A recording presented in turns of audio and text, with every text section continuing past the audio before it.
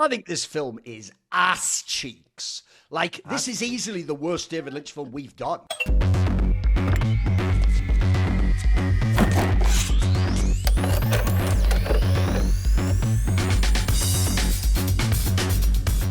We are ending our David Lynch arc here on Foreplay with perhaps his most famous film, Mulholland Drive. Actually, like best film according to you, right? Best film according to you, yeah. Just get out of the way at the beginning. Yes. Fuck you. You know that scene in Nicolas Cage in Face Off when he comes out and he goes, "Fuck you, fuck you, fuck you." That's what I feel like having to watch this film, Monty. How dare you? How dare you say that? We just did Lost Highway. You glazed it. You're saying this is the best. Fuck you. It's better than Lost Highway. Nah, you'd break under fucking torture and admit this wasn't good. I know it. No, I really think this is a better film. I think I'll get to you. I think this is a better film than Lost Highway. I think Lost Highway is more stylish, but I think this is a more refined version of the dreamlike sequences. It's more emotionally resonant, and I think it actually has deeper, more meta themes on the art of filmmaking and the concept of reality. So I actually do vibe with this movie really hard.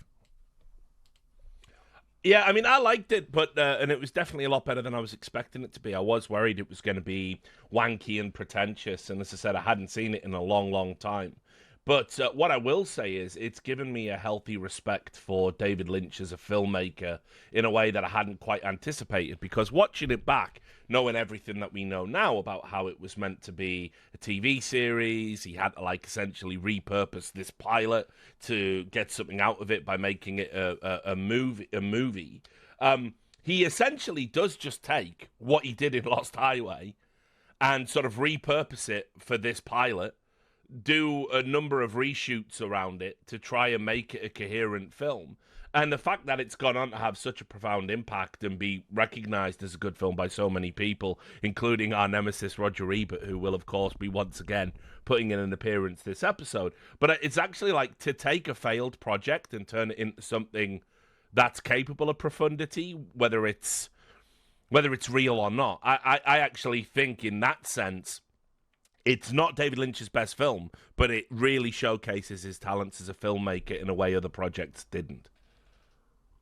I think this film is ass cheeks. Like, this is easily the worst David Lynch film we've done. Like, even if I was critical of Blue Velvet, you know what? Fucking everything's forgiven me. It's at least a film. Holy fuck. This is the film, Richard, that is a student film. If this didn't say David Lynch, I did a tweet like this, right, as we were going live. I purposely did it when we joined the call, so hopefully you didn't see it. But because I didn't want to spoil what I was thinking of it. Basically, here's my statement, and you're going to think it's being hyperbolic. I'm not even trolling. This is like what would have happened if the right Hollywood tastemakers had seen The Room and gone, this is genius. It's a dark, surrealistic comedy. And then everyone now hails The Room as like, incredible. Like, mate, I think this is an actual terrible film. Like, for me, it doesn't even accomplish any of the things of the other David Lynch films. Like, the surrealism doesn't work, by the way. Like, for me, it's just jarring, and there are just scenes where it's just like, it really is. By the way, everything that you think of as the negative stereotypes of a sixth form student film is in this film. People just speaking in foreign languages with no subtitles for no reason. People just fucking literally, the film is so filled with scenes which just last 2 seconds extra so someone can just stare or give a pregnant pause, which is never addressed and doesn't mean anything. Like, it's like they're just adding like fake gravitas. It's like, it reminds me of someone who doesn't know how punctuation works, so they use all the punctuation. You know, there's a fucking semicolon here, then a comma, then a fucking, it's like, bro, if you don't know how to do it, just be sparing on that thing. So I can't actually handle it. And also, I think here's what's insane. Some of the people in this film are real Hollywood actors. Like, by the way, I've seen Naomi Watts be in a bunch of good films.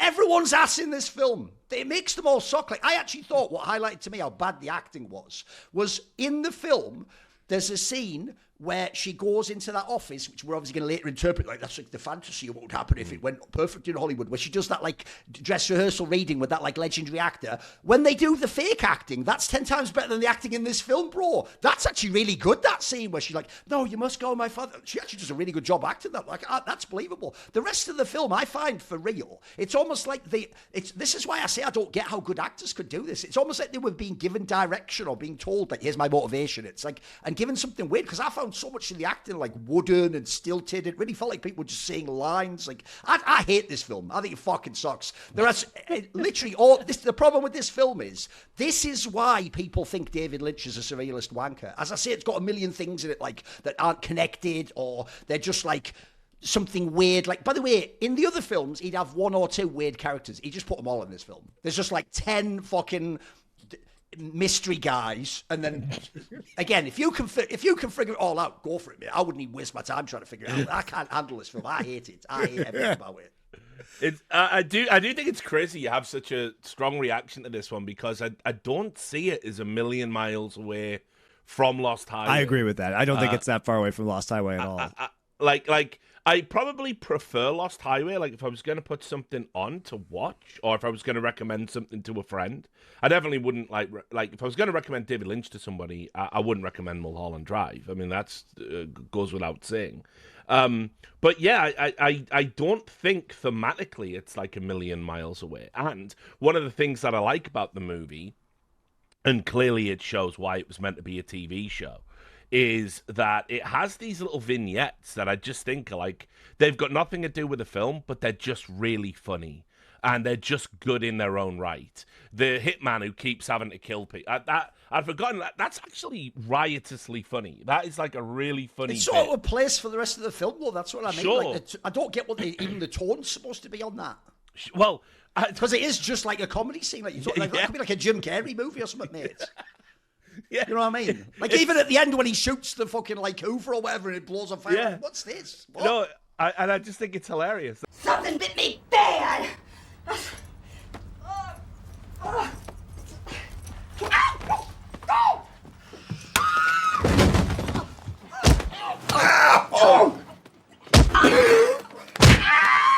That it's like in this, it's probably some sort of commentary, because obviously a lot of this is like basically David Lynch exorcising his feelings. It's a very about indulgent Hollywood. film, clearly. Yes. Yeah, exactly. A lot of this is about what David Lynch thinks about the Hollywood system, making a movie. The way everyone's going, this is the girl, etc. It's obviously that's Yeah. like Hollywood producers influence. Exactly. Yeah, of course, Yeah. absolutely. That part's obvious, And so I imagine that the hitman scene, the fact that it's so staggeringly incompetent, is probably some sort of meta commentary on the nature of it. You know that even these people that want to be like villains and bad guys are kind of broadly comedic in and of themselves. I mean, like when Justin Theroux is being told, this is the girl, like just over and over again. Yeah. There's like a dwarf on a phone.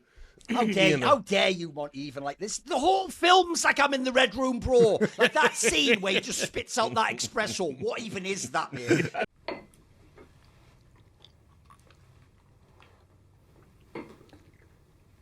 Shit. I'm sorry. That was a highly recommended. That is considered one of the finest espressos in the world. What is going on here? There is no way that girl is in my movie. This is the girl. Again, if you can sit That's through actually We've really had- funny, by the way. That Yeah, whole but I- scene's do very that and funny. go, that's genius, then we just don't even exist in the same universe, man. But I also find that really funny. I mean, this is the thing that really surprised me. The film But it's is played straight though, Richard. That's what I don't get. It's played It's makes played it straight funny. because it's supposed to be a ridiculous fantasy that is being invented by Diane and her alternate ego, her alter ego Betty, right? Monty, you mean to tell me in a film, definitely not a student film, in the end, it was all a dream, bro? It was all. I'll get I mean, to that. technically that's true in Lost Highway, though. Twist of all Yeah. time. That's the worst twist of all time. Technically, that's also true in Lost Highway. Yeah, It's but the just- difference is just they a do death it. With, dream. They do it. First of all, I won't hear this slander. Lost Highway is, as we actually talked about for almost the last 40 minutes of that episode, is way more coherent than people give it credit Yeah, for. absolutely. People talk like that's some. Like I told you, there are morons who really go. It's almost like two films stitched together. It's like it's not at all. The second film's completely referential to the first. In fact, it's not even that. The mystery in that film is good, as in it's like intrigue and it's like mystique and like they leave you to guess, but they make it quite clear what's happened. Like the plot, I think, is fairly straightforward. You could write the plot of fucking Lost Highway on a napkin, mate. Like, good writing the plot of this, you have to stay.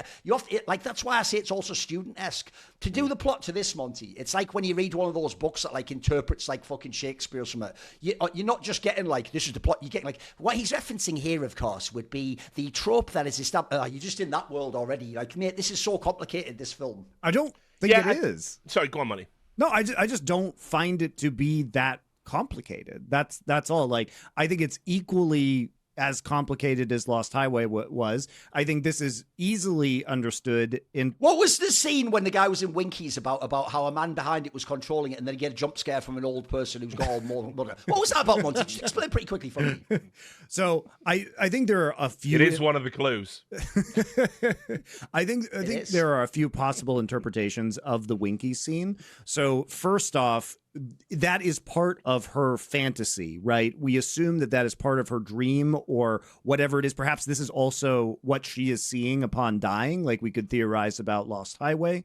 And I think that scene in particular, as in the Naomi Watts character is dreaming of that scene of the person in the dive. My interpretation of this is that everything regarding the story that's surrounding Betty is part of this fantasy that is being cooked up by Diane. And I think that is part of that fantasy. And so I think that there's a commentary about homelessness in Los Angeles and the kind of difference between the squalor that people live in there versus the idealized, you have this mid-century diner that would be very classic Los Angeles in that case. And I also think because at the end of the film, the person behind Winkies is holding the blue box, that this is also entwined with her being afraid and having this external terror about her actions inside of Winkies, because that's when she is given the blue key and told that, well, she's not given it. She is told that the blue key is a symbol of the assassination and the hit that she, the assassin that she hires to go kill Camilla. Right. And so effectively anything that's outside of the Winkies diner is going to remind her of the fact that she ordered her former lover's death. Yeah, I mean, because don't you see as well, I think it's at a scene at the end where the man behind Winkies, as he's known in the clues, doesn't he have the blue box? Yes, he has the blue box. Yeah, right. So yeah, I mean...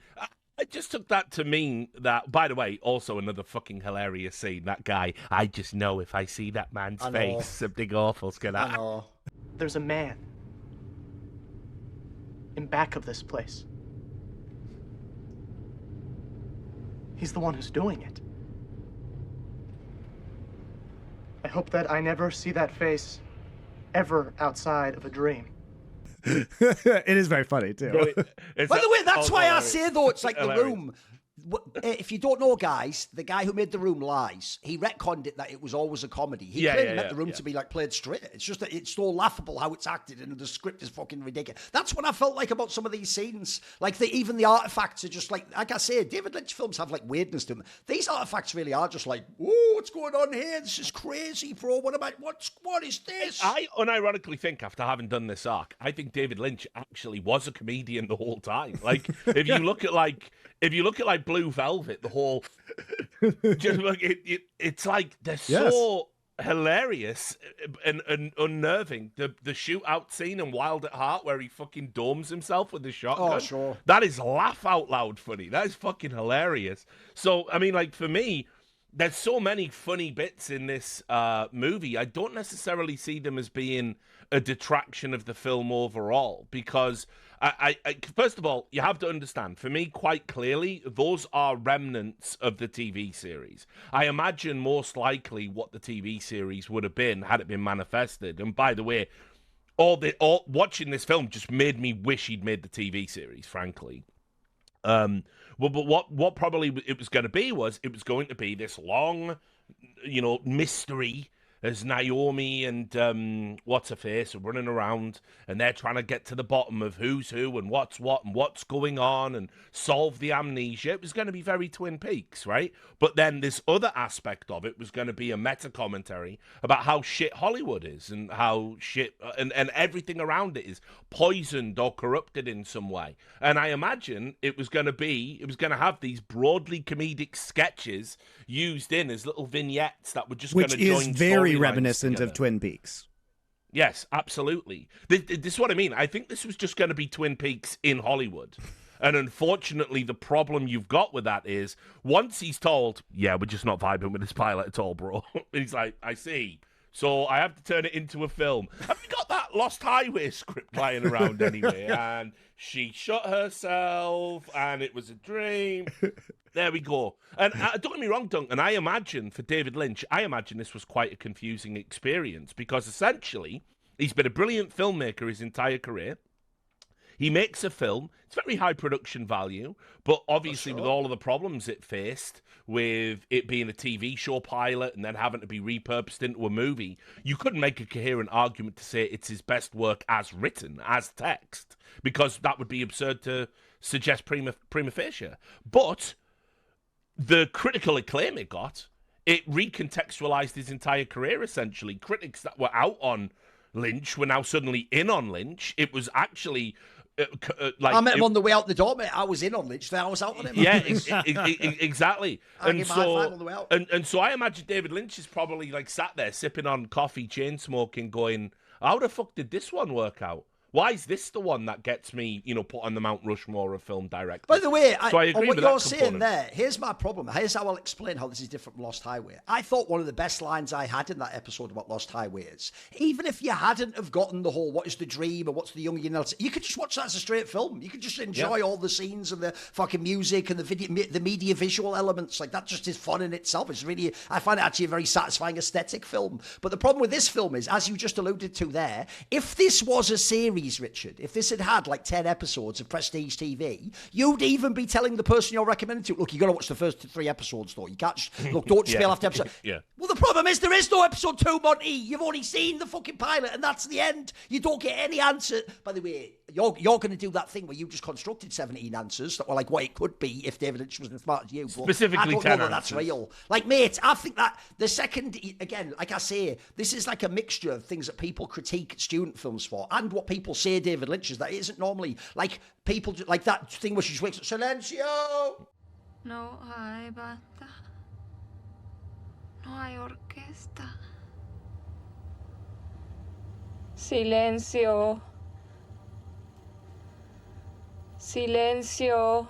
No, I am banda. Like, I almost quit the film, mate. If That's this was great. cinema, I would have walked out at that point. In fact, I would have walked out 17 times. I'd be like fucking home. I think that's one. I think that's one of the best scenes in the movie, and there is are actually so many scenes in this so Boo! key to understanding what this movie is trying to do, and it actually. And then that woman, when she's in the fucking at the beginning of the film, that woman, she's just sitting in the bush. I'm tired now. But there's about 4 scenes of her just going sleep. Then there's about 17 scenes that are just people on rotary phones making phone calls. Like, it's just fucking Alexander Bell coming. What are you doing? It's just garbage. The worst BT ad of all time. Just reach out and touch someone. No, I think this movie. I think this movie. And by the way, I'll just say right now, I do not hate surrealism. I love surrealism in Tarkovsky or Terry Gilliam or something. Oh, by the way, a lot of like Japanese cinema. I can handle surrealism, but some of this just does feel wanky to me. By the way, you can think what you want, obviously. Thanks for your permission. I think this film works on a variety of different levels, and that's why it is so interesting to me. And I think that there are a number of interpretations, which I'm excited to kind of discuss about what you guys thought about this. And for me, like, the thing about Lost Highway is that Lost Highway felt like once we had discussed kind of the disassociative fugue and the idea that he was constructing his own alternate reality, which is also definitely happening within this film, right? I think that's where the conversation more or less stops. And I feel like this film takes it really to the next level in terms of presenting the audience, trying to actually, I think, get under a lot of the assumptions that the audience is making about the way we interact with fiction, about the way we interact with reality. And I do think that the Club Silencio scene is super interesting. And I think that the Cowboy scene is also really interesting in the context of this film, because I think at the basic level, what this it's obviously the story of Diane, who comes from Canada, who won this jitterbug competition, who is now in LA. She falls in with Camilla, right? Which is, I'm presenting this information out of order, right? So Diane and Camilla are the, I'll put this in quotes, real people, because I think he challenges the notion that they are even real, which is actually the most interesting part of this movie.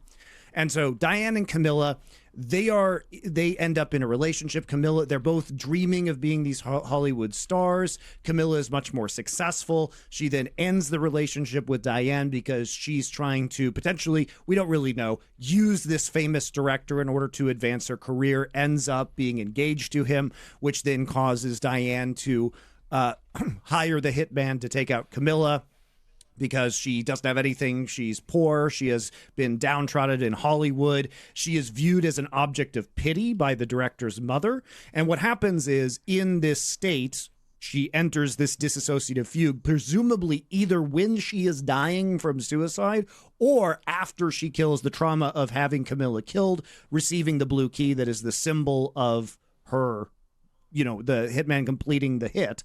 And she knows that she's basically dead to rights. The detectives are obviously, the police are onto her. It's only a matter of time until she gets caught. She commits suicide, right? But in that dissociative fugue, she sets up this alternative life that rearranges all of the characters, casts herself as Betty, a name that she stole from the Winkies waitress that was there during the time when she was commissioning the hit. And Betty is the classic Hollywood starlet, right? And there's tons of references to classic Hollywood, coming from Rita, who's taken from the poster on the wall, the fact that she's going to this apartment. Sunset Boulevard references, obviously. Sunset Boulevard. My favorite movie. Yeah, the fact that she's in this beautiful, very Hollywood-esque Mediterranean-style apartment, that her aunt is there, and she is just so innately talented. In fact, she's too talented because she goes to be as part of this kind of B movie and is instantly whisked away by the agent, in which she is presented to the director, but oh no, she has to go help her friend, and her friend was the one who was in the car crash, coming down, and she is there to basically protect her lover, right? So she recasts this lover who manipulated her in some ways and left her into this almost manipulated doll that is constantly around her and that is entirely reliant on Betty in order to live, to figure out her own identity, everything like that. So Diane creates this world of Betty, which is everything that she was not in Hollywood. This is the Hollywood dream as opposed to her Hollywood reality, right? And so these are the two kind of, I think, at a basic level, that is the plot of the movie. We're just presented with the fantasy first, right? And then we slowly over time uncover all of the other elements. But I interpret the first Winky scene, the cowboy scene, these are scenes in which Diane is not there, but she is, I think, dreaming this up because it justifies things for Betty. The reason why Betty doesn't get the part is because, of course, the mob is there manipulating everything so that she doesn't get it. It wasn't because she lacked talent. It was because there were exterior forces, and that is represented partially by the cowboy scene, partially by the espresso scene that you're talking about. And the reason why these things are over the top and ridiculous is because it is mocking the way that these Hollywood movies were over the top. They were overacted. In the golden age of Hollywood. Give me. Oh, you mean in the old school? Like the espresso scene. It's just like, it's kind of this pastiche of all of these Hollywood tropes.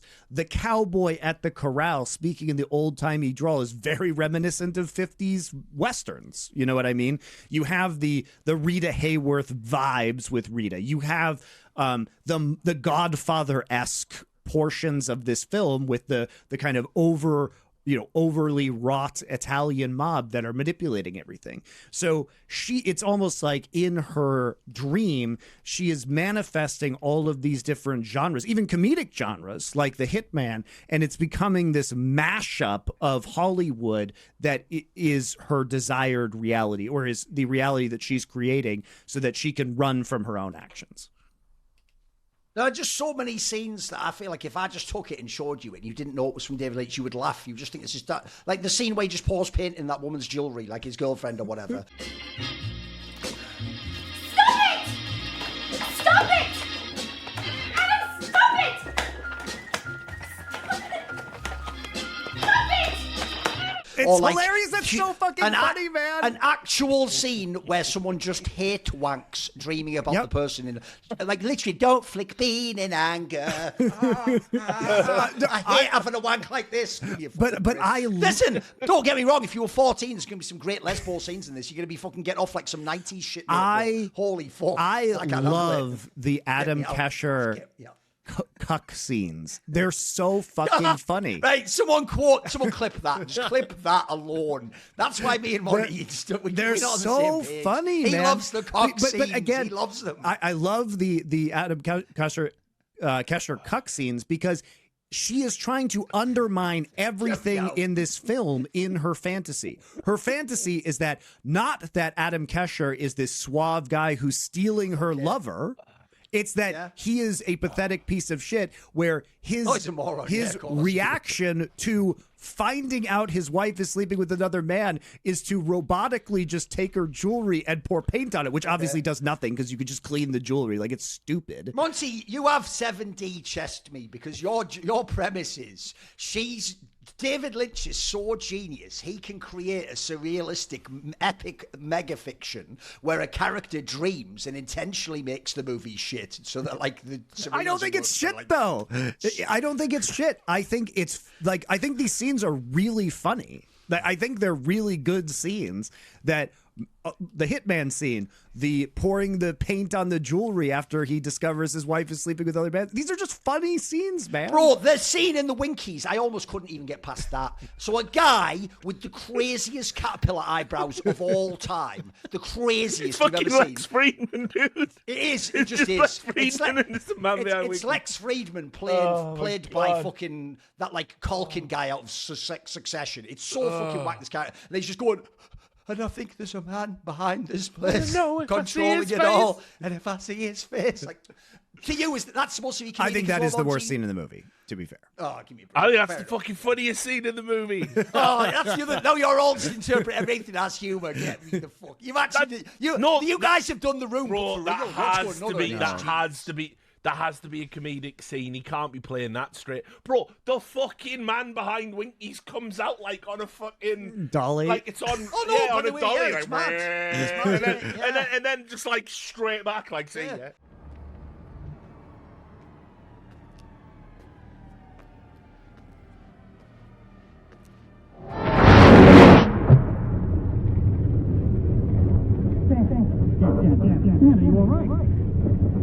Richard, that scene literally is like something out of the League of Gentlemen, mate. It is mental. No, it's fucking It's just some hilarious. nightmare fuel weird surrealism. Yeah. That's my. I'll tell you this, guys. This is one area I'll actually offer an olive branch. Look, I don't get it, and I don't think I ever will. I've watched this film 2 or 3 times now. To me, none of it played as humor, like except maybe the hitman scene. Maybe that one I could see is humorous, right? To me, my problem is I never.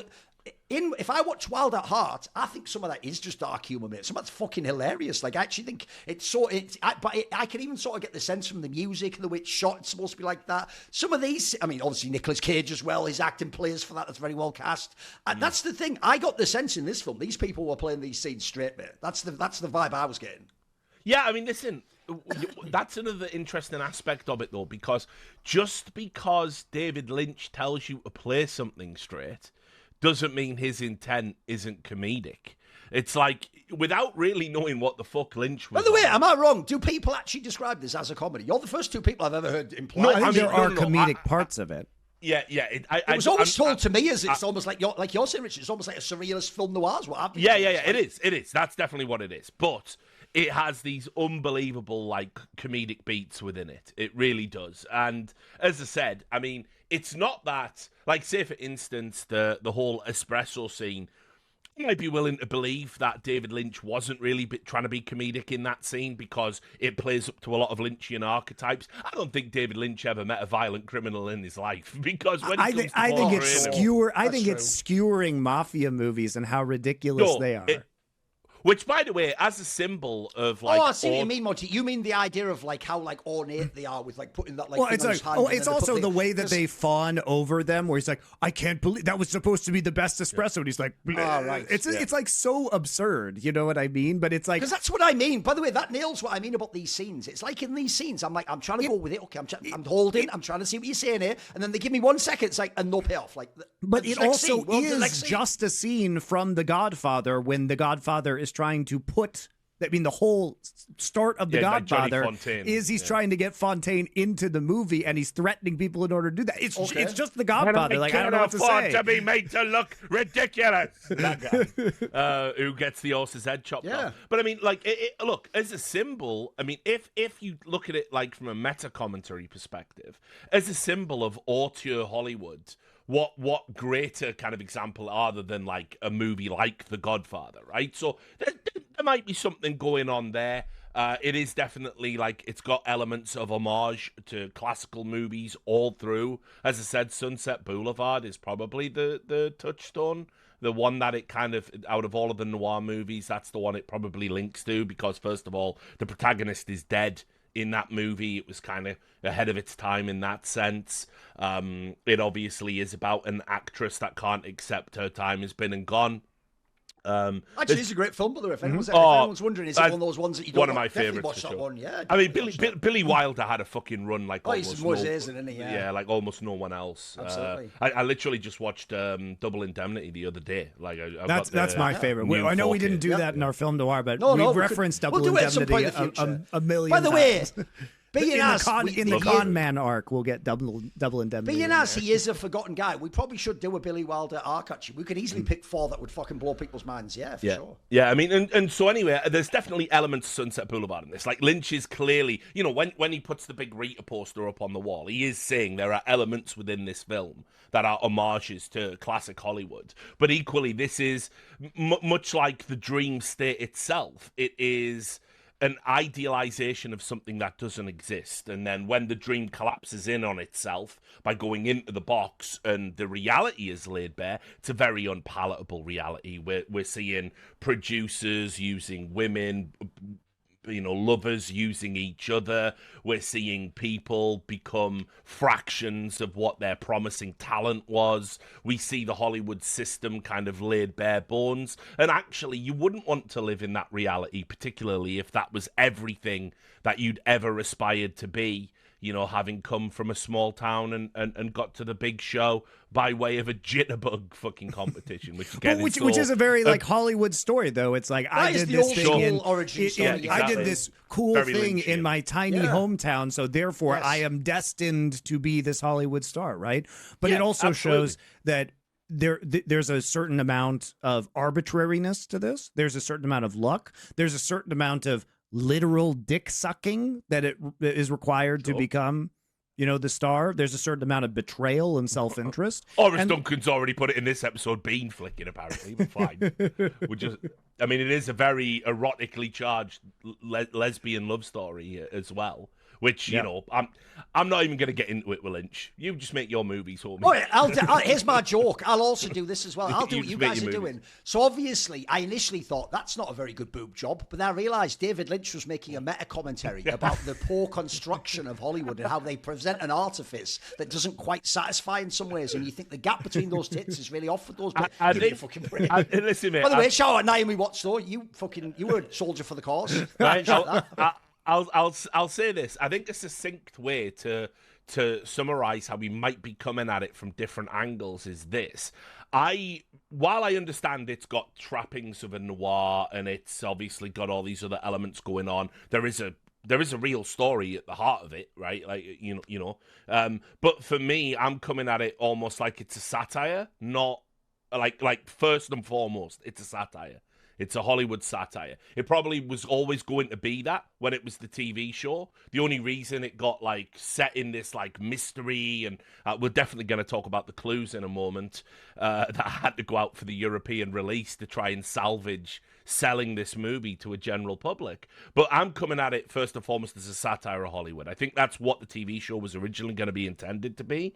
And then everything else that came with it was essentially a repurposing of Lost Highway dumped into that to try and salvage something from the movie. I think if you come into this movie looking at it as, oh, it's another mystery movie with a twist in it, and you have to get to no. I don't think the movie is that, and that is why I think the broadly comedic beats work within this world, because it is a satire first and foremost, and that's why I can look at it and go, okay, yeah, that's broadly funny. It doesn't really do anything to further the plot. It doesn't necessarily do anything in furtherance of the movie, but it creates a mood, and the mood is that you can't take any of this too seriously because it is a very but I think it does something even Hollywood. more. I think it does something even more than that, Richard. And I think that's where this gets really interesting, is because for me, it does feel like all what we saw in Lost Highway and what we saw in David Lynch's other works was building up to what Mulholland Drive is. And why I think it's more interesting is because basically it starts to attack the notion of suspension of belief in film, and it really asks, I think, a lot of the audience to think about what is going on and why some of these seemingly disconnected scenes are within this film. And then also, I think you could even start to question the nature of reality and not just fiction as a result of this. And there are some moments in this film that are very interesting. So by the way, just one thing, just quickly, Monty, before you go into this, I want to just say on that part, I know what you mean. Like, clearly, by the way, the subtext of the Silencio scene is something like that. It's trying to, like, blur the light. But the problem with that is, I don't think they do it very well, mate. The difference is, that's almost trying to do some, like, David Cronenberg type thing. Like, what even is reality? And how does the medium affect? But the problem is, they just throw that stuff out there, and I don't know how much of that hits. Like, I don't know how much of the other people who watch. But it's weird. The audience who watches this episode of Foreplay, say in the comments, did you get that Club Silencio scene? Did that make sense? Did you understand what the Blue Key was? I want to know what you guys think. This is the one time ever Thorin will ask what the plebs think of the comments. So, by the way, if you're all against me, then fuck you. You can all fuck off too. I think, for me, these moments hit really hard and have a lot of resonance. Like, it really works for me. Like, give me your interpretation of that. What was this leading before we into? Get into the Club Silencio scene, I want to talk about the Cowboy scene. The Cowboy scene, which I hate the whole cowboy angle, by the way. I will say that. I found that really jarring. Like I said, it's one extra element of weirdness it didn't need to have. You could have kept it in the mafia, and also, I got that. Yeah, it's just classic Lynch again. Like, he brings in these really off-kilter bad guys, villains, and that's almost the character from fucking Wild at Heart, mate. That's just like he brought a character from another film into it. Yeah, exactly. And also, I will add, they always seem to be like they look like they belong in Cruising with Al Pacino. Like, there is a homoerotic element in there. All his weird characters have a homoerotic sort of base behind them. Yeah, it's like, look, I'm just wearing this cowboy hat, this waistcoat, this leather collar, and these assless chaps for no reason. All chaps are assless, Richard. There are no ass chaps. Yeah. My bad. It sounds better to say that, though. Yeah. Like, listen. It's like saying full-blown AIDS, Monty. AIDS is AIDS, but saying full-blown makes it better, doesn't it? Somehow, it's true. We all know that. It adds an extra potency to it. Exactly. But no, so assless chaps, right? And it's like, well, listen, if you're picking up and some fully enough, assless chaps are the precursor to full-blown AIDS in certain who knows? Jesus Christ. Who knows? So anyway, so he's there, and it's like, look, if you pick up any semiological reading of this, then, that's on you. It's I like, win. Yeah, exactly. I win. Yeah. It's like, dude, you very clearly coded this villain as like an S&M gay guy. It's weird, isn't it? I know. Like, why? Like, so I don't know. I don't think the cowboy does anything for the movie in that sense. I think the fact that he's a cowboy, again, I think is just, so he's trying to add to all of these genres of the 40s and 50s because of the way he's presenting Betty's vision. And so it just ends up being another, basically, aesthetic element from that era. Can I ask of you Hollywood. a quick weird question, Monty? Why not just set the film in the 40s or 50s? Because that's not, I guess it's not her fantasy, and he's making a commentary on contemporary Los Angeles. Yeah. Okay. I guess it is. Yeah, it is. If it can't work as a satire of modern Hollywood. Although he could have done some interesting timeline thing, like the fantasy could have been set in the 40s and 50s. And I think he could also be saying that the fantasy of Los Angeles is old, but it's colliding with the reality of modern life. I think that's another way you could potentially interpret it. But the cowboy, I don't think he has to be a cowboy for what it's worth. I just think that's why I believe he is making that decision. And I also think he is supposed to be kind of unapproachable and otherworldly because he is clearly out of place. And I think making him a cowboy does that.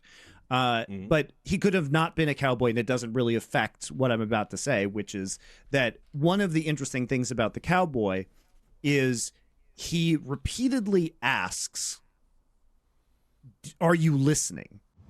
We'll stop for a little second and think about it. Can you do that for me?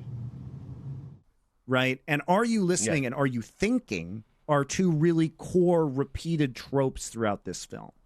And the cowboy himself at the end of his time, so basically the cowboy's purpose is to tell the director, you need to cast this woman because presumably he's an agent of the mafia, right?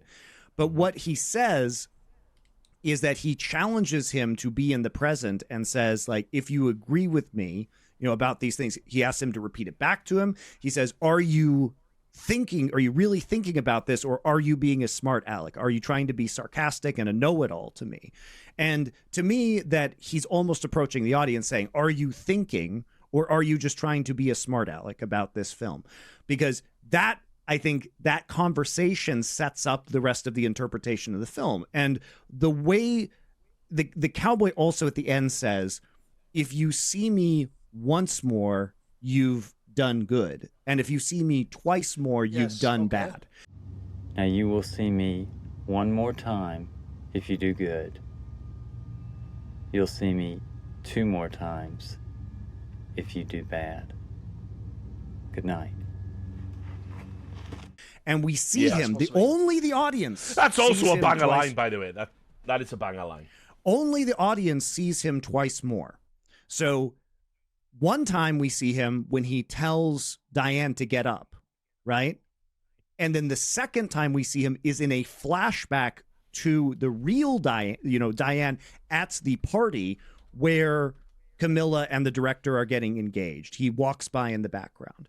And I think that is designed to be a wake-up call for the audience who is watching this movie to say, okay, so David Lynch is saying the audience has done bad. Because remember, Diane doesn't see him twice. Diane only sees him once when he says wake up, because the other one already happened.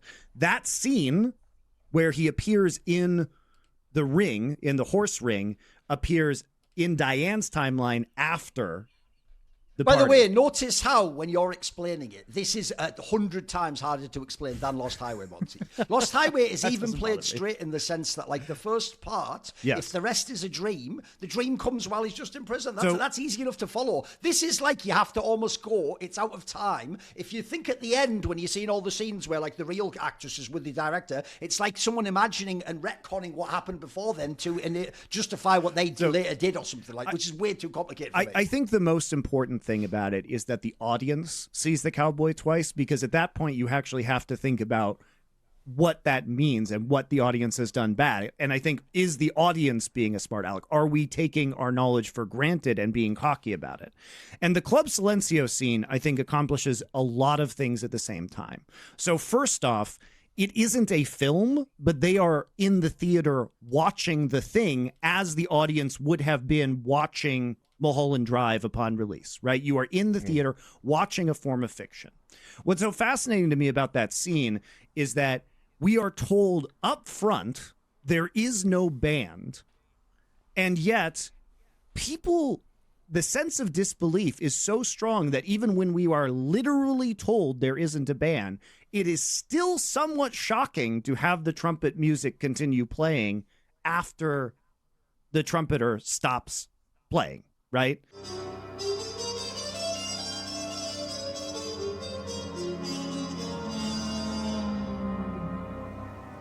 It's all recorded. And then, even though we had just seen that, right? Did David Lynch make this film for your birthday or something? How are you the only person that keyed into all this exactly? I fucking love this shit, man. Do you want to know what I'm laughing at?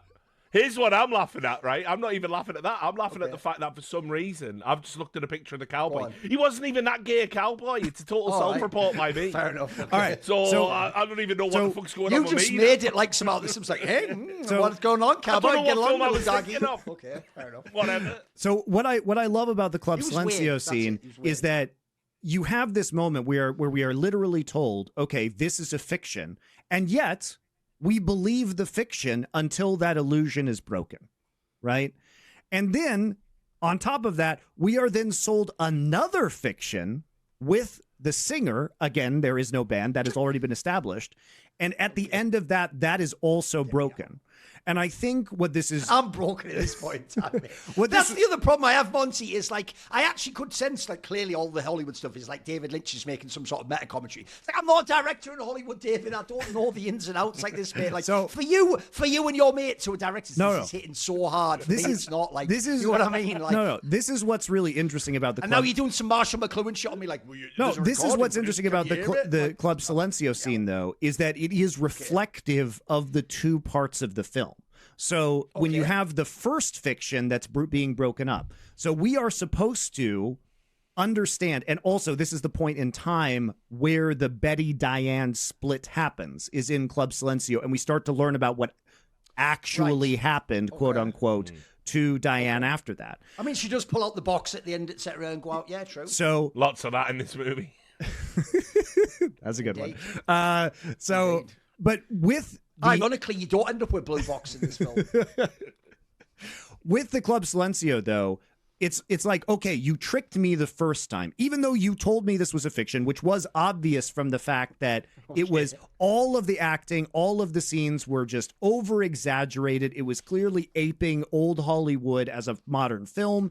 It was this genre pastiche, like I said, that doesn't really, like you guys point out, doesn't really fit together, right? So it was clearly a fiction, is what I'm saying. The first part of this film, the Betty fantasy, is clearly a fiction. It is presented as an unbelievable fiction, and yet we kind of buy into it, right? Until the needle, until it drops. And then we get into... by the way, Monty, I'm listening. I'm enjoying your interpretation. But my problem is, I would just say, all films are fiction. Can I just watch exactly? a film, please, No, David? yes, No. yes, I must explain to you though, how even thinking you're watching a film is a fiction. But actually, am I even real? I'm just on exactly. Yes, exactly. So please get me out. So we end that, right, and we understand that that's a fiction, even though we believed it and had the suspension of disbelief in the moment. Then the singing starts, and for me, this is representative of the second half of the film, which is also equally fiction. And I think what this film tries to call attention to is that people are, in effect, being smart Alex, like the Cowboy said. They're trying to figure out what is real and what is not real. But both halves, the Diane half and the Betty half, are both equally unreal because they are both films. And they are based on a reliable narrator. You question what could be real in these scenarios. Even if we were to assume that this is a perfect documentary of something that happened, it is still a fiction. At least the Betty part is still a fiction formed in someone's mind, which does call into question the nature of reality. But I think for me, this is very much a meta commentary on film, suspension of disbelief. And he tricks you in this film. Like, I think that's what the brilliance of the Club Silencio scene is, that he tells you and then he immediately pulls the rug out. Why are we surprised? Like, it's so weird. I've actually just realized, it's such a weird experience. The real genius of this is what you said at the beginning. It's like this is a guy who had 1 million bad reviews and he goes, all right, fuck it, I'll just make a movie literally for film critics. They go, dickhead, this is all the shit you love. And they go, oh, brilliant, the illusions to Sunset Boulevard. And yeah, directors, actually, if you know behind the scenes, it's sort of like their influence. It's like he did. No wonder at the end they're all like 10 out of 10.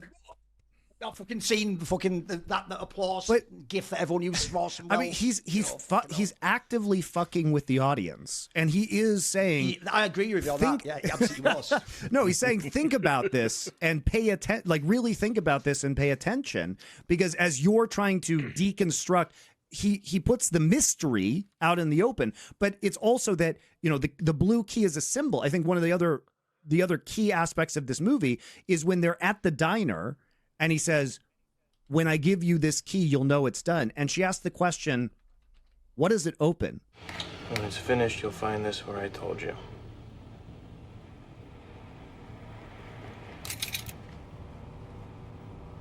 What's it open?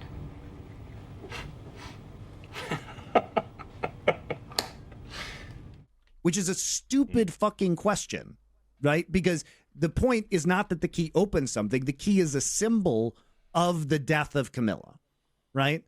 And there are so many of these symbols within this film that are very interesting and that can, I think, unlock this deeper understanding of what he's trying to accomplish with the audience in terms of preying on your own suspension of disbelief to show that both halves of these films are fictional. There is no reality here. Just on so that essentially, note, at the end, the problem is he doesn't want you at the end to have a satisfying answer as to what was happening. Is that something you're trying to imply? Or the aim wasn't to actually figure out what happened, basically? I don't think the aim is to figure out what happened. I think the aim is to question why you were trying to figure out what happened. So when I was researching this, one thing came up. I found a super old website, like as in 90s, level. It probably was created not long after the movie came out or whatever, so early noughties. And it's called Mulholland Drive /Blue Box, right? Which risky click of the day, fair enough. But anyway, and it quotes, apparently David Lynch was really big, and he's definitely referenced this guy before, a French psychoanalyst called Jacques Lacan. And Jacques Lacan is kind of like a contemporary of Freud. He does like a lot of stuff. Stuff around. I've literally never read anything about I've read young, dumb Freud. It's more like super nerds of philosophy know about this guy, but he was sort of flavour of the month for like the last 10 years. Right. Yeah. Consider myself to be quite a well-read guy. Never read anything about this guy. But anyway, apparently there's a quote in it, right, which I couldn't find the text this quote is from, but a lot of his stuff is kind of quite hard to get. And apparently he said, there's a quote where he says, "Suppose you're dreaming about yourself disguised as your desired self / other, and you open a box with a key to find only darkness. Your dream will collapse and you'll wake up to find your real self. That's the situation as it occurs in dreams." Now, I don't believe that's a real quote because it fits the movie too neatly. It seems to on the nose. Yeah, doesn't it? exactly. So, but I did find a quote. Let me get it here. Which is from something called "A Dream of a Shadow is Man," which, by the way, is straight fire title. And he said, on the basis... Sounds like the best prog concept metal album ever made. Yeah, exactly. It fucking does. He said, "It is on the basis of my dream. It is by moving about in the field of dreams insofar as it is the field of the wandering of signifiers that I can glimpse the possibility of dissipating the effects of the shadow of narcissism and the ideal ego and know that it is merely a shadow. Naturally, there is something that I may for a long time still not know, which is that I am dreaming. But it is already at the level of dreams and in the field of dreams, assuming I know how to question them and articulate them, that I can not only triumph over the shadow, but that I have my first access to the idea that there is something more real than the shadow. That there is, first of all, and at the very least, a reality of desire that this shadow separates me from." And so, obviously, sat with that quote for a while and let that percolate. You can definitely see how that has a practical application to this movie. That ultimately the alternate life, the dream state that she's imagined for herself, the product of all of her desires where everything is perfect, is sort of separate from the reality, and she is cocooned away here in the world of dreams. But then obviously the blue box, which is not just a metaphor for the heinous act that she has committed in the real world, that she's escaped from, very similar to Lost Highway, but also it is the catalyst to return to the reality and therefore the consequences of her actions, which it also her destroys own Rita. It is just like the blue key destroys Camilla in the real world, opening the blue box destroys Rita in the dream world. Yes, exactly. Everything it caves in on itself. So I definitely think, look, Duncan's right. Do I think that Lynch probably was like, look, this movie's going to be a disaster anyway, given all of the problems it's happened. Let's throw in some kind of bon mots for fucking critics and all of that stuff. Yeah, absolutely. But certainly, having read a little bit about Lacan, which it seems you guys already know about him, it was all new stuff to me. I can definitely see how Lynch has practically applied something that interests him to the construction of this movie to try and salvage it and create a coherent plot, which, by the way, I'm in agreement with Monty. I don't find this necessarily a difficult movie to follow per se. I actually think the narrative strand makes sense in the same way Lost Highway does. It's like, actually, all you have to really do is pay attention. I just think the route is more convoluted. Who was the person behind the diner? The man behind Winkies? Well, I'm glad you asked, because we can get to the clues. For me, the man behind Winkies is actually a manifestation of the act. It's the place where she took the heinous act. That's what I said at the start. Yeah, and because this is symbolic by the fact that the man behind Winkies has the blue cube. He has the box. It's like she knows this is the step one on getting back to the reality. Don't get me wrong, I read a ton of fan theories at the time, because me and my mates had this movie on DVD. I read one about how actually what was going to happen in the TV series, this would have been a recurring thing, that they were psychics. That guy, the Lex Friedman, he was a psychic, and that was his therapist, who's also like psychically attuned, and he helps other psychics, and he was vibing with the bad energy of the man behind Winkies, which represented a malevolent force in the... That's not bad. I sort of vibe with that. That's not bad. There you go. And so basically, that's why it killed him, because ultimately it was his psychic manifestations of reality being represented, not as just visions, but as reality, creating some sort of insane paradox type thing, and it blew his gasket.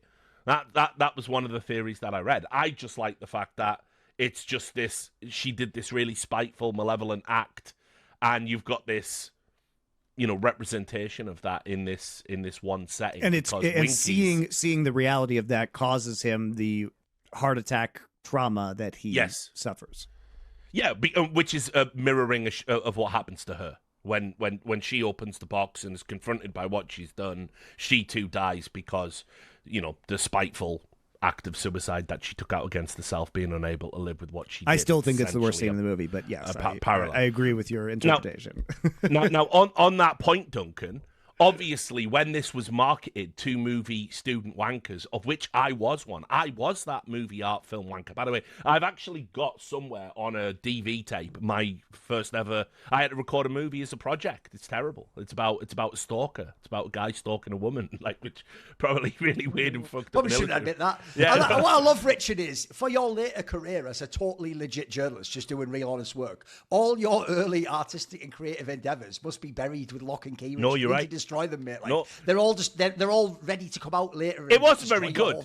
I think it was like I'd seen Memento, and basically the gimmick was the woman doesn't exist, and it's just something he does, so he doesn't have to interface with society. That was the twist. So there is no woman.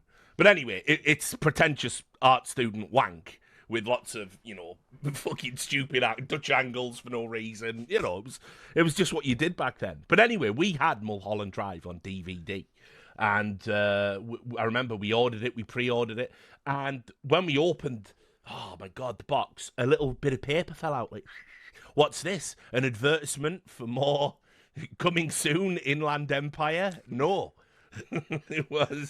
It was 10 clues to unlocking the They actually give you it in the DVD as well. Yeah, that's where this comes from. It's just like the poster, right? Yeah, okay. yeah. No, it was actually because apparently what happened, because I've read about this a lot, because this sheet fascinated me, because it really lent into the idea that the movie was in some way incredibly complicated, required multiple viewings, there was a mystery that had to be unraveled. None of that's true, in my opinion. I think this was a desperate attempt to kind of market a movie that everybody knows on some level. It's a disaster because it was a repurposed TV pilot. But anyway, here are the 10 clues, right? I'll read them. And I imagine when we edit this, the graphic will be there. But if not, don't worry. It is real, I promise you. I didn't make this up. 1, pay particular attention in the beginning of the film. At least 2 clues are revealed before the credits. Now, what I hate about this, by the way, is now all of a sudden it makes it canonically accurate that the movie is full of clues. Like there is a mystery you have. So I hate this already. I do. I already hate it for this too, but. Yeah. By the way, I will say that is actually one of the worst things. This is why, actually, for me, it doesn't work as a film, even though I get the genius of it. It's like, the premise is, when I always tell people, if you're ever watching something surrealist, think of it like a dream. It's not actually that there's a special, logical meaning. It's that you're just enjoying the imagery and any, references that might make and correspondences for you. Take whatever. Essentially, it's definitely the author for me when you do surrealism. I don't really need to know what you meant. I have to see what I vibe with from it. But I agree with you, Richard.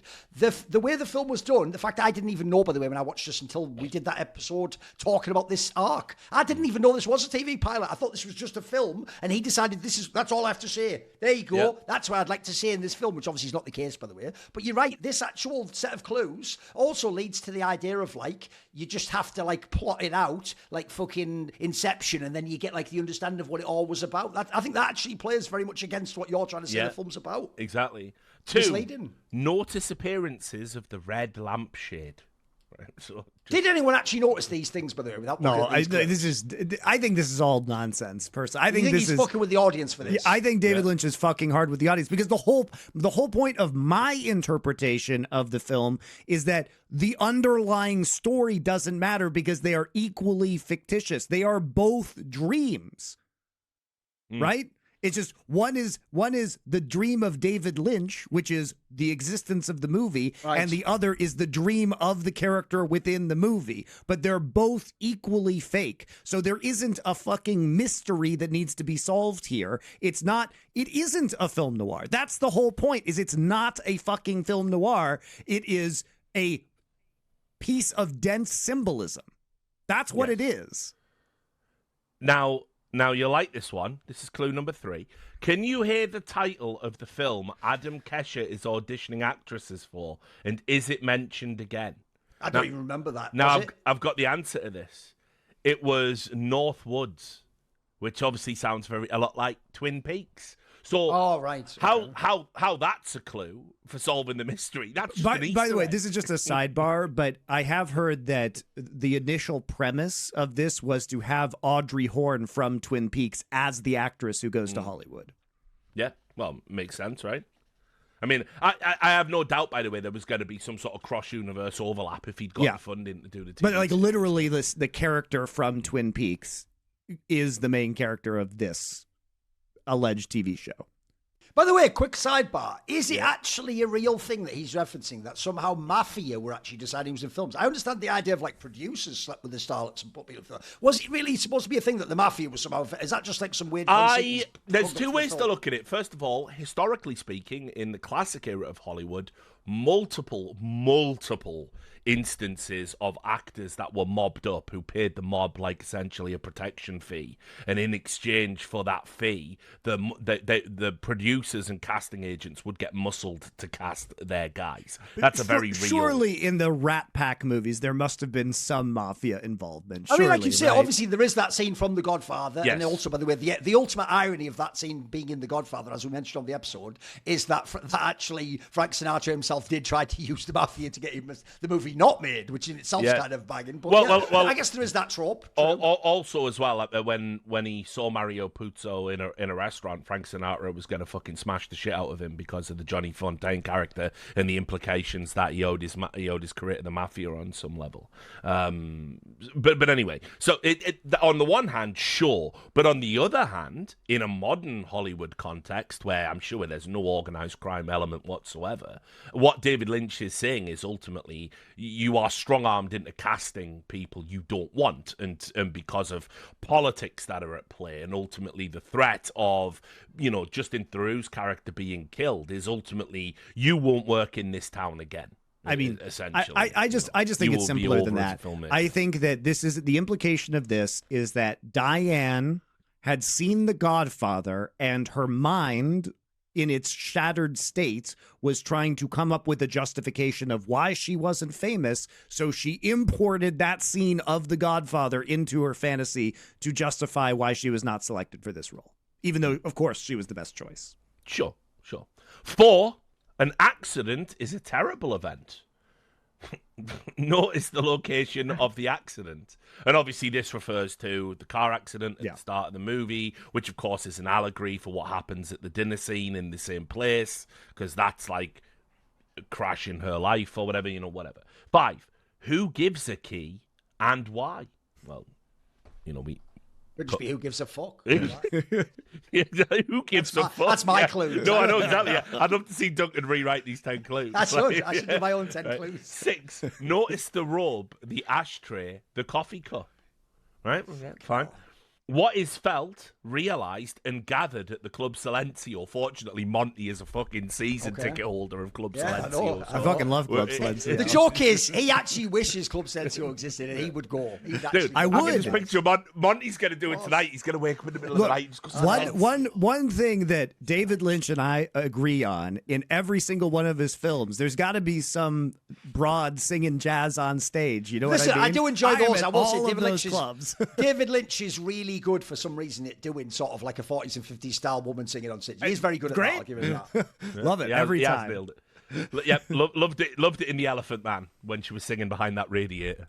8. Did talent alone help Camilla? That one feels too forced. Like, well, obviously not. That's the one part everyone watches the film can see. This is the we all get that one. Come on. 9. Note the occurrences surrounding the man behind Winky. This is when, by the way, me and we just had a running joke. By the way, Monty, here's the problem I can tell you. Maybe you don't know this in America, but I know, and famously Richard will know, the comedian Richard Herring or whatever always used to say, Winky is like a little kid slang for your dick, mate. Yeah, exactly. So the idea it's called Winkies is like your mind. You know, but I get that's just some weird curiosity and quaintness of English. Also, and ironically, there was a crusty guy at university, and he basically what he'd done was he was one of those like guys who wanted to live off the grid. So he'd just gone into the woods and like dug a hole in the ground because he thought in his mind he had like some legal thing where it was like, as long as you're 4 foot down, it doesn't count as a domicile or something like that. So he dug a hole and put a tarp up, and he lived up there, and he used to come and buy drugs off me and my mates. And he had, the dreads, and he was always muddy as fuck because he was just living in the woods. And we had a running joke. We used to say all the time, he looks like the man behind Winkies. Like, we used to say that to him all the fucking time. He didn't know what the fuck we were on about. He's never seen Mulholland Drive. He doesn't know. I'd be like, busy day at Winkies today, mate. Like, just fucking clueless. Anyway. By the way, this last clue, though, I am very interested to see what Monty said. I want to see what the answers to this one, so come on, hit me with it. 10. Where is Aunt Ruth? What's the answer? Yeah, what's the answer? Wow. Because that's another thing, Monty. I genuinely have no idea what the Aunt Ruth thing was about in this film. What was that? Like, why did she come in for that one scene, then walk back out? I think the real Aunt Ruth is dead. And I think that the dream Aunt Ruth was her ticket into Hollywood because obviously we know Aunt Ruth has this apartment and also had the connections that got her that audition in the first place in the fantasy. That's reasonable. She probably is dead. Probably no great mystery. So there you go. Because I actually saw when I Googled that question, Richard, there are some people have a fan theory that Aunt Ruth is the character in the film and that this is her imagining herself as a younger person. Ready, Monty? There's a third level to the Inception. No. You peons, of course, could only get stuck on level 2 because you got caught with this Silencio sort of red herring. But if you'd have gone deeper, Monty, to the limbo level, you'd have seen you're not Ruth pilled. That's your problem. Yeah, you got it. The Ruth pill. In fact, this whole thing, are you ready, guys? I actually secretly love Mulholland Drive, and this entire thing was a performance act to suspend your disbelief and make you think I think it's shit. And only if you watch the last 10 minutes of this episode do you find out what any of it was about. Ooh, there you go. 10 out of 10 reviews. Silencio sells. I think the problem. Stay winning. I think what I want to do now is just take Thorin to some performance art pieces that would tilt him off the face of the planet. Yeah, that'd be great. But so I've told this story. I don't think I've told the story. We won't say what the circumstances were, but one time Monty did when he came to the Netherlands, Richard, take me for like one of those like 7-course meals. And bro, it was like my actual nightmare. Like, I've even had like, posh meals. He did my actual nightmare. So he literally took me for real for the ones where like, if I say it was 7 courses, Richard, every course you can imagine is like this big. But like for real, probably 5 of the courses were purely just vegetables. Like it would be like, it's a broccoli foam with chickpea. And everyone was like that. It was going to be like that. To be crazy. To be fair, it was crazy. That's how I feel about being made to watch this film. It was a farm to table restaurant, and we got unlucky. It was wild. It was fucking wild, bro. It was crazy.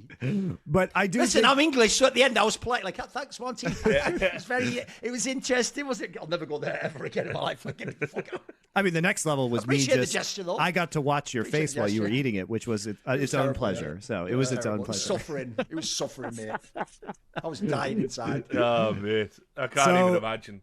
No. So I do think that these 10 clues are complete bullshit from David Lynch. Yeah, that's what I think. They're worthless garbage. I mean, it looks basically like, all things considered, he was able to get a distribution deal to put a movie out there, and they were just like, look, you know what's going to help sell it is this idea that if you have it multiple rewatches, it's super sick, there's a deep plot to uncover. Could you just write 10 clues? And to be fair, he did claim he wrote them as well. He does claim that. I'm sure he did. He's probably trolling. He's probably trolling. Here's the thing, is that I don't think it's this complicated. I think you can literally just take the things that are said in this movie on their face. The cowboy says, don't be a smart aleck, think about it.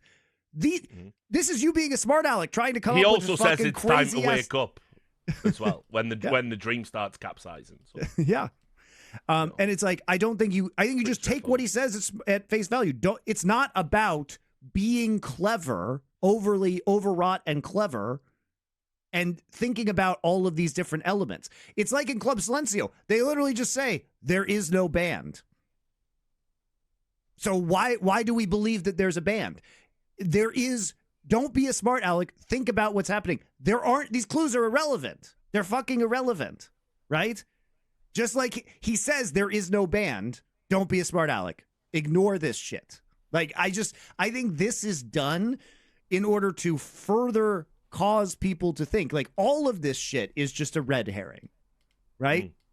I don't think you need By the way, did this film, I know obviously it was mega critically acclaimed. By the way, I even agree with you. If you go back to the first episode, Blue Velvet, you will find I laid the seeds for this. I did the same thing, Richard, when I watched this when I was like, I don't know, fucking 17 or 18 or whatever, whenever it came out. I remember watching it and just being like, oh, it's so rich and there's all this going on, and if I don't get paid, I'm sure there's something genius they're doing there. So I was the film wanker at the time, just the art student in that sense. So what I want to know is, if it was obviously critically acclaimed, but was it actually a success? Did this actually make money or anything? It didn't make money. It not in that sense. I mean, when you consider the budget as well, because it was a TV pilot. So I think it went through a few rounds of funding, but overall its budget was somewhere in the region of $15 million. Made about $5 million profit.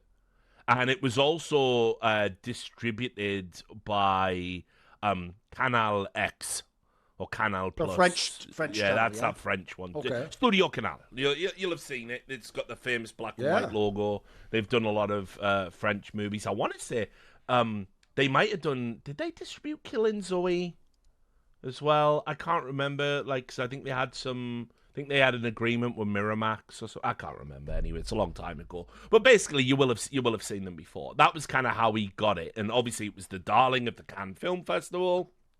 It didn't get its general release in the United States until just before September 11th, as we talked about, which might have been maybe people aren't just ready for some strange headfuck satire about Hollywood at that moment in time. But yeah, it got a major distribution in France. The French love this movie, but it's just not a big market. It's just not a big market. French art films, believe it or not a big market. And so it didn't really make a lot of money. But in terms of critical acclaim, what's strange is this is probably David Lynch's most universally acclaimed movie. It seems to be not divisive at all in terms of its broad critique. It might have been divisive with audience. It wasn't with critics. As we alluded to in the previous episode, this is where Roger Ebert thought this was the deepest movie he'd ever seen. It almost makes me hate the fact that I like this movie. Right? I've got his review. You're on the wrong side of history on this one, Richard. No, evidently I am. But I'll read you what he says. This is what he thought about it. He says, right, he lists all of this stuff, so I'll just read you what he lists. He says, the movie introduces other characters. A movie director is told to cast an actress in a movie or be murdered. A dwarf in a wheelchair gives instructions by cell phone. Two detectives turn up, speak standard TV cop show dialogue, then disappear. A landlady wonders who the other girl is in Aunt Ruth's apartment. Betty auditions. The two girls climb in through a bedroom window, Nancy Drew style. A rotting corpse materializes, and Betty and Rita have two lesbian love scenes so sexy you'd swear this was a 1970s movie when the audiences liked sex. Having told you all that, I've basically explained nothing. The movie is hypnotic. We're drawn along as if one thing leads to another, but nothing leads anywhere. And that's even before the characters start to fracture and recombine, like flesh caught in a kaleidoscope. Mulholland Drive isn't like Memento, where if you watch it closely enough, you can hope to explain the mystery. There is no explanation. There may not even be a mystery. Which once again proves Roger Ebert likes this film for all the wrong reasons. He remains celeb to so this day. sad. I know. So, but yeah, he thinks this is the deepest film of all time. By the way, I do have a question for you actually along these lines, which is I also did find this movie was too long for me. It was too long. I loved it.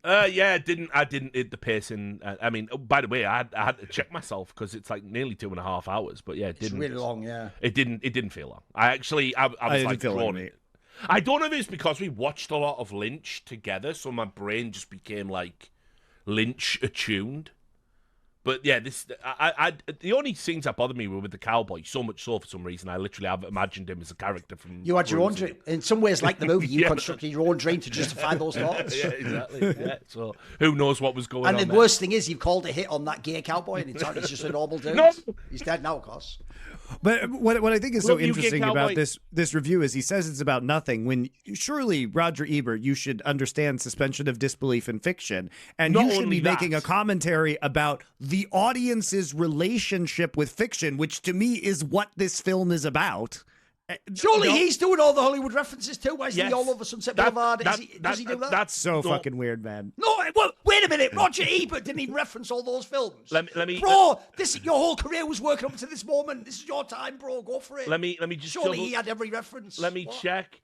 I mean, to be fair, he says David Lynch has been working towards Mulholland Drive all his career, and now he's arrived there. I forgive him, Wild at Heart, and even Lost Highway. So listen, I know. Fuck you.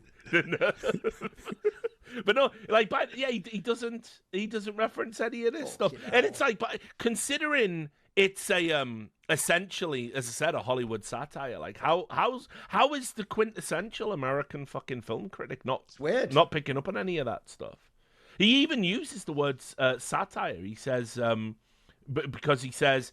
Like a dream, the movie shifts easily between tones. There's an audition where a girl singer performs 16 Reasons, and I told every little star. And the movie isn't satirizing American Bandstand, it's channeling it. No, it's definitely a satire, mate. I mean, I don't know. It's almost as if this person has accumulated all of these Hollywood experiences in various genres throughout their whole throughout their life, and is having a fever dream of all of them mashed together, which is what's fucking happening in this movie. They even essentially, I even thought that was like somewhat redundant. They essentially even do the exact same premise with the singer. Like, you see the first singer who's obviously the better singer, but then the second one's like, all right, and then it's like, she's the one I have to pick. Like, it's even the same thing, isn't it? Like the idea of like forcing the person, whether you're good or not, and you just pick the one that you were told to pick. Like that, I'm amazed you missed that part. That part seems obvious. So Ebert loved this film, and like it gave, and like a lot of critics, they all came out and were just like if you go and look at the critic reviews, in fact, like, let me just pick something really gross. We've never done this before, but let's do a Rotten Tomatoes. It actually makes me even realise, by the way, that this is one of those areas, because as you see on this show, I'm not someone who looked up a lot of reviews. I'm not someone who looks up like the details of what the film. I just tend to watch the film.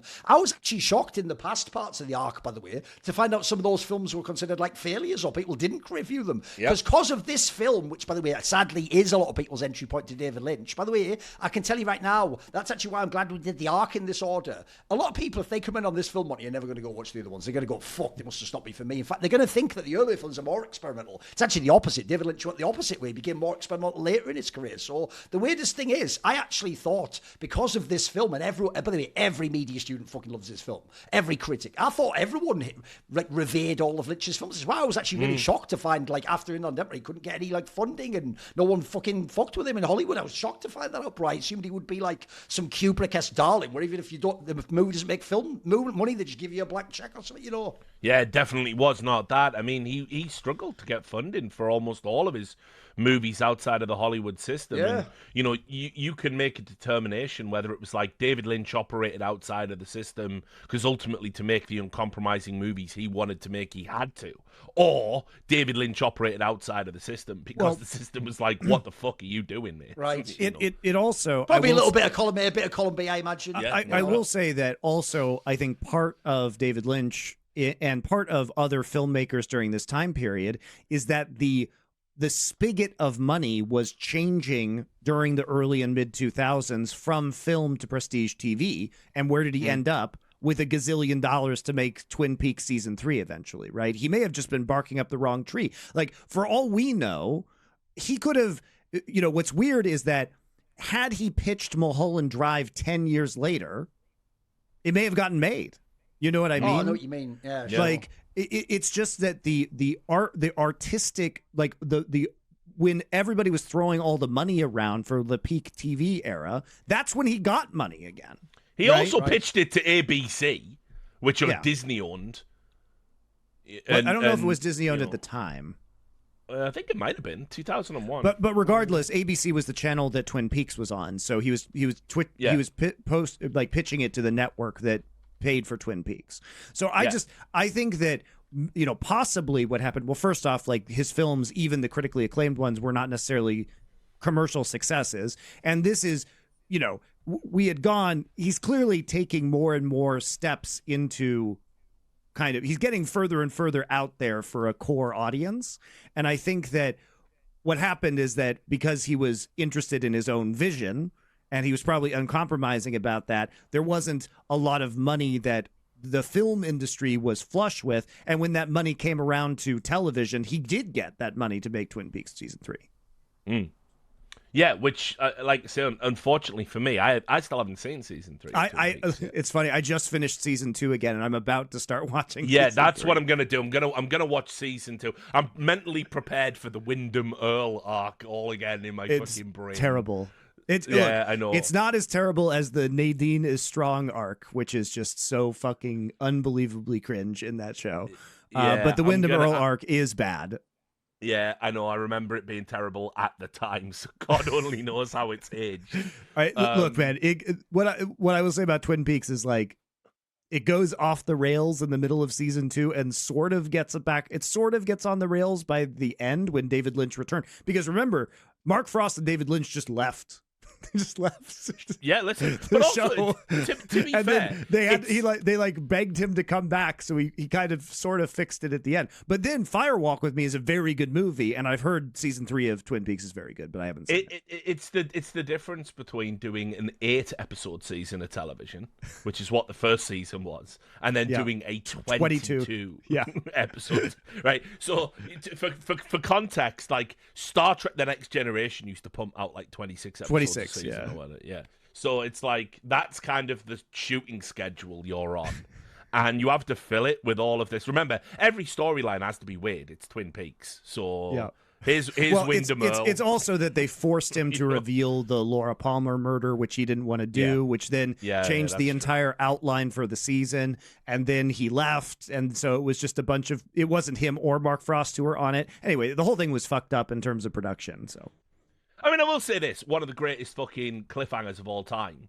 It's right up there for me. You have to understand how deeply it affected me as a kid to just see Dale Cooper smashing his head into a mirror saying, "How's Annie?" That was up there with, like, Evil... That was up there with, like, Evil Dead 2. Hang on, I'm, like, just getting a phone call in the middle of my Evil Dead 2 anecdote. Which I'm just gonna... So, yeah, as I was saying, obviously one of the biggest cliffhangers of all time. How's Annie? And Evil Dead 2, where he slept too long. and you had to wait. You had to wait fucking how many years? Like 25 years. It was a long time. Yeah, probably nearly 30 for Twin Peaks. Yeah, the original. No, that's what I'm saying. It was 25 years for Twin Peaks. Yeah, there you go. I mean, that's crazy for a cliffhanger. That's the ultimate blue balls. So you got some fucking nerve, mate. And released a movie in between that didn't even fucking fix it. Didn't even a bestseller. Oh, are you ready for the? Are you ready for the real nightmare fuel? I know people, because again, this is one thing about David Lynch's career, unfortunately, because he's trying to let the art speak for itself. That's essentially his entire vision, if people don't know. He's not doing a very good job framing his films to the public, right? I know people who have also tried to just watch the Twin Peaks film and have never seen Twin Peaks. Like, no one explained to them, like, don't do that. Like, yeah, exactly. Can you even imagine sitting down and watching that? By the way, all I'm going to say is this is why I'm glad we did the arc this direction. Because if you ever sat down and watched either Twin Peaks Fire Walk with Me or Mulholland Drive only, you're going to fucking hate David Lynch. You're going to be out. You're going to hate these guys too. Like, but the actual other films, there were some bangers in here. There was some good shit, boys. Some good shit. There was. That would be brutal to watch that though. Holy shit, on its own. Yeah, that's why we didn't watch Fire Walk with Me. Because exactly. That's why it was not in this arc. Yeah, someone. It is a very good movie. By the way, the people say suggested it in the comments. I also saw the word people like, will you watch Twin Peaks? We can't watch that many episodes for this fucking show. Yeah. Do you understand this is already an opportunity cost sink? Like, I'm never getting the money back for this. I'm not watching the entire fucking 3 seasons. New series, 30 play. I know. By the way, the unironically, Richard, this is why I told Monty, I'll do a graphic novel show. You can read a graphic novel in 3 hours, mate. Yeah. I'm not going to do it. People keep asking us to do a book club. Let me just go away and read The Fountainhead and then come back next week, you fuck. Like, what's our homework's that? I'll take a full-time job on the side. That'd be ridiculous. Let me just go read fucking, 100 years. I mean, and also not only read it once, but probably twice. Infinite. And make notes. Today, infinite jest. Exactly. And also, guys, that was literally my university experience, and I'm not eager to. And that was my full-time job at the time, was doing that shit. I'm not doing that on top of running LFN. Said like if there was a TV series, I thought we could all like fuck with. Like we would all enjoy watching, and maybe ideally one that we either haven't seen for a while or whatever it might be. We could do like a weekly episode review of a TV series. Like Deadwood would be. Yeah, it should be something like that, like a true bona fide classic. Yeah, something that's worth revisiting. I mean, I think we could do, for example, like one episode per season of The Wire or something like that. Maybe we'll just pick one season of a really good prestige one, again, without 26, do a 10 episode. Yeah, yes, exactly. Yeah, we could do that. So, but anyway, let's put a pin in David Lynch.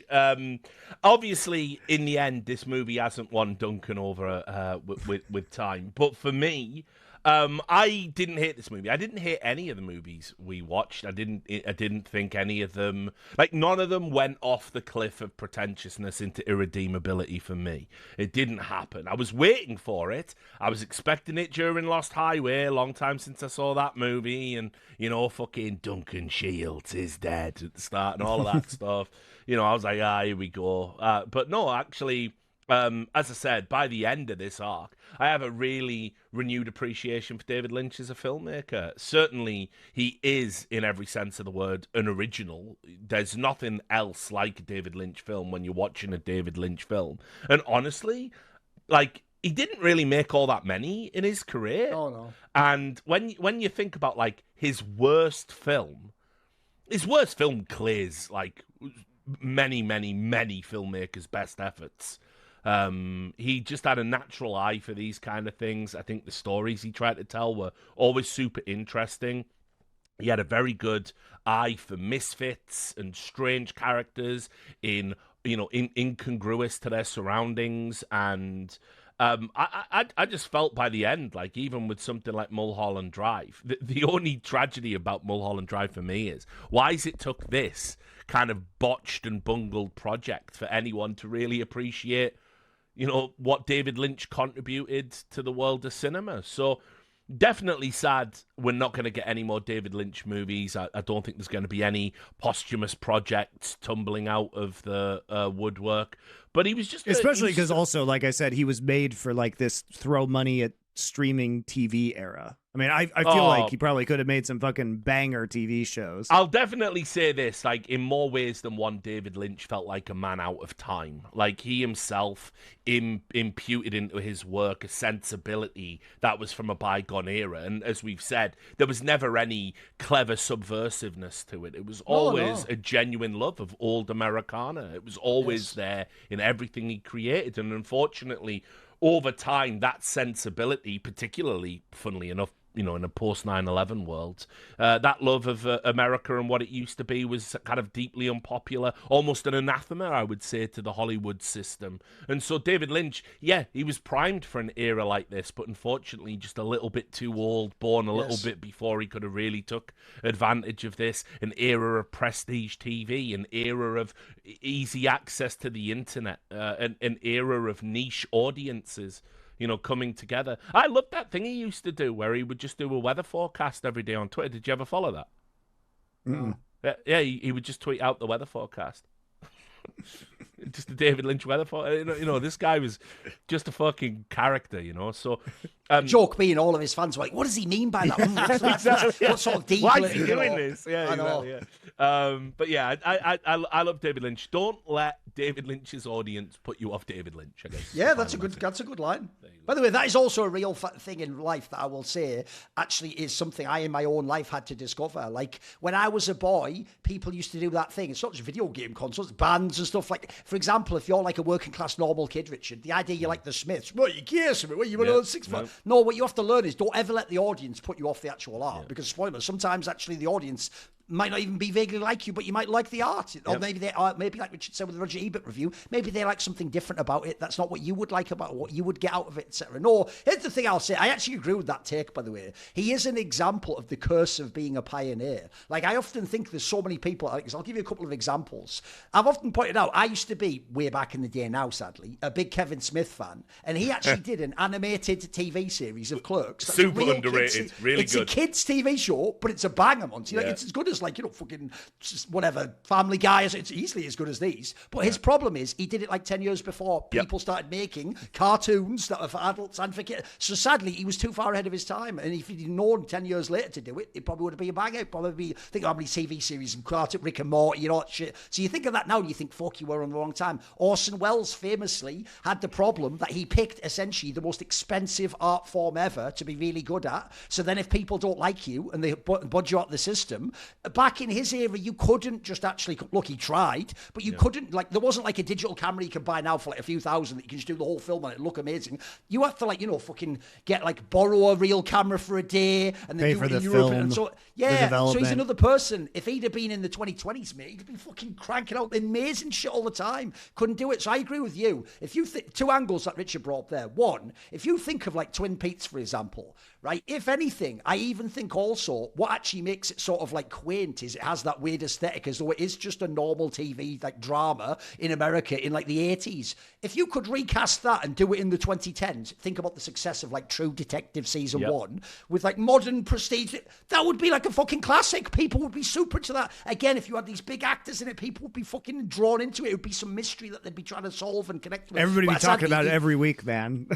Problem is, you do that in 1990 and people can't even conceive of what you're doing, never mind this. That's why famously Twin Peaks Fire Walk with Me is just considered a movie that people think is just some inscrutable weird symbolism film. What was all the backwards talking about? It's just people doing that, isn't it? And then I also think, I agree, the real reason I get the sense after watching this arc and hearing all the cultural stuff around David Lynch that he was actually underappreciated for what I think are his best films in the 90s is because in the 90s Hollywood's whole shit, in fact our whole culture was, haha, aren't we postmodern? Nothing is as it seems. Everything is shit and subversive, and wasn't all that stuff from the golden age shit? And the David Lynch's stuff is sort of no, I'm saying it was great. I'm actually showing that, I actually, the joke is, except for Mulholland Drive, all the rest of his films are channeling that era. He's sort of saying, here's how I envision these things of big band singers and fucking Hollywood starlets. And by the way, I think that's fucking fabulous. I actually think I told you on the first episode, I think he's actually a true believer in Americana. He clearly had, a lot of his work is a love letter to it. You could even say this film was on some level, by the way. He complained about the darkness and idiosyncratic things about being a director, but he clearly does wish things were a different way, and it was more the dream of what it's like to come to Hollywood and be the person who steps off the bus, and they get that you're the talented one from that little town in the Midwest, but actually now you're here and you get your chance to, and wow, everyone likes me, they really like me. It's all that shit. Yeah, of course it's some Sunset Boulevard shit. So I actually, listen, this is my least favourite of them all, but I do, as I told you before, it's not because I'm a David Lynch hater. Actually, I thought this film was alright when I watched it 30 years ago, whatever now, and 20 plus years ago. And then secondly, I actually do think that I think Wild at Heart is pretty good, and I think Lost Highway is really good. That's actually a film on its own. I could just say to someone, you don't have to know David Lynch. You just watch the film Lost Highway. I think you'll enjoy it. I think it's a really good film. Yeah. Mulholland Drive was my favorite of these films because I think that since we watched them sequentially, and also, like I said, I was rewatching the original 2 seasons of Twin Peaks while we were watching all of the films for this, so I felt very immersed in the David Lynch filmography. I really do think that this brings together his knowledge of Hollywood, his ability to use satire, his ability to use comedy, his ability to draw in all of these genres that are quintessentially American or about, dealing with Americana. And I think that Lost Highway is more stylish, but I really like the relationships that exist within this film, particularly between Diane and Camilla, I think is very interesting. And I love that he toys with kind of the seedy underbelly of that in the same way that we were seeing in Blue Velvet. So he exposes you to both sides of something, and he celebrates the delusion, quote, delusion in a lot of ways as being very pleasant and in fact very attractive. And I think that there is a very attractive and wholesome fantasy about Hollywood and being discovered and the glamour of it that I don't think he's shitting on. Like, I don't think he's making necessarily a negative commentary on that. He is saying that while that can happen, there are other ways that happens as well, right? And the dream itself is valuable.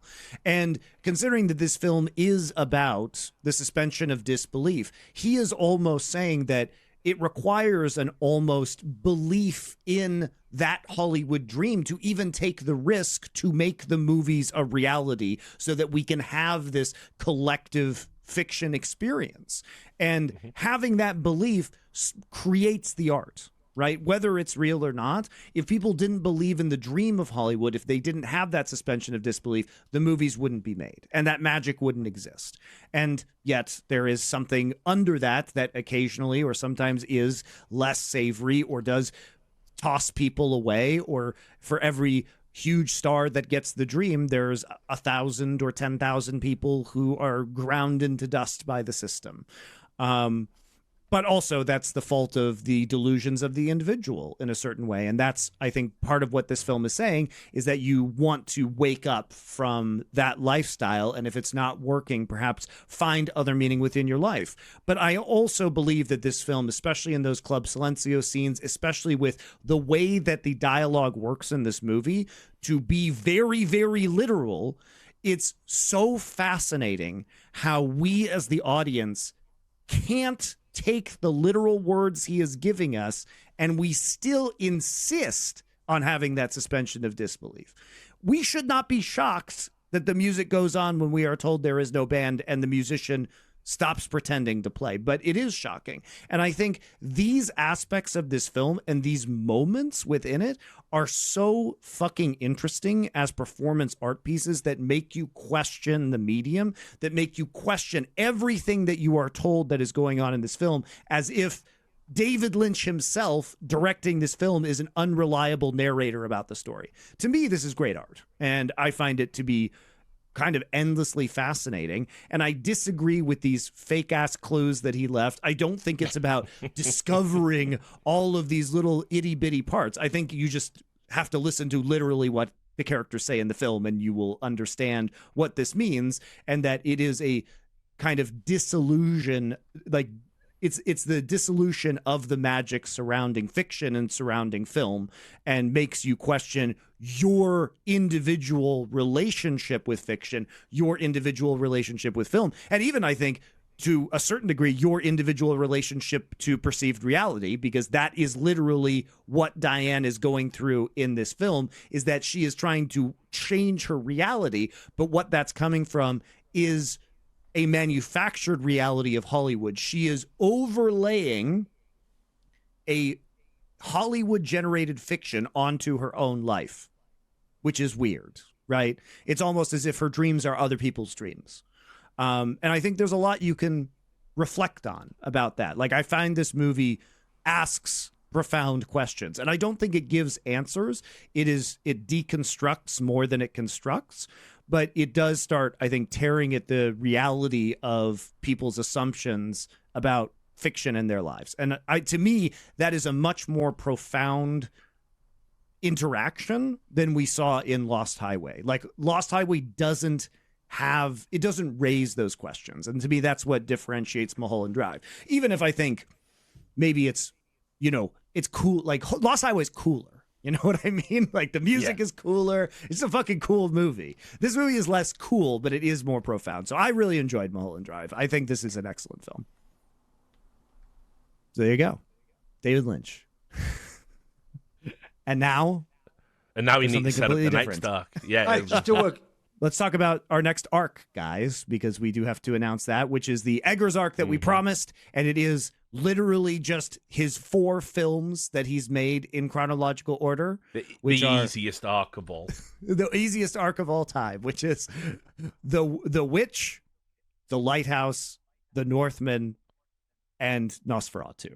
So I know people wanted this. Nosferatu obviously has done extremely well in terms of the box office and the vibes of the modern day. But we'll be starting with The Witch, and we'll see you for the Eggers arc next week.